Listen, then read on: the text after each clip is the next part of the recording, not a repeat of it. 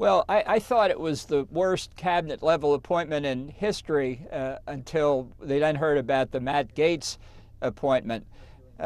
Really, my reaction was that this is like the legend of Caligula, the Roman emperor, who wanted to nominate his horse as a Roman consul. You had to be a Roman senator at the time to be a consul, and it was intended to show how demeaned and degraded the Roman Senate had become. So now we're going to see whether the American Senate can stand up and reject two people who are totally unqualified, unfit professionally, and really lacking in the moral characteristics, the character that you need to hold these jobs. I think this vote should be 100-0 against both of them.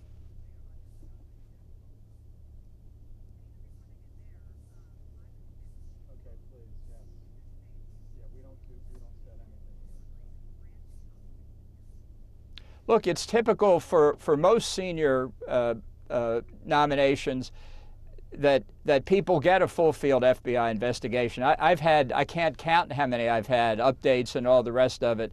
And those, by the way, those investigations on all the cabinet nominees can begin right now. The way the FBI conversation with somebody starts off is to say, Mr. X is being considered for a senior government official, and I'd like to ask you questions about him. So you can begin the FBI investigations now and be ready for confirmation hearings even before Donald Trump is sworn in. There's no question here of delaying things. So it's very typical. It should be for everybody, but especially for these two.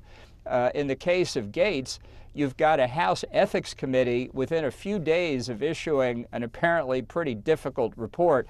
I can't wait to see that. And that report will get out one way or another. And in Tulsi Gabbard's case, she said some of the most incredible things, including, as I recall, a reference to the real cause of Russia's invasion of Ukraine being chemical weapons plants in the Ukraine that were joint U.S.-Ukrainian efforts. This is just insane. She said in response to an interview with Jake Tapper in January 8th, 2020, right after the Congress was briefed about the effective elimination of Qasem Soleimani, a presidential decision by Donald Trump, she said she wasn't convinced by the briefings about this, and I quote, illegal and unconstitutional act of war by Donald Trump. So that's the kind of person that Trump has now nominated. It shows he hasn't vetted them at all. That's what an FBI investigation is for. Every other nominee should go through it too, but I think Congress should insist they want to see the results of this in particular.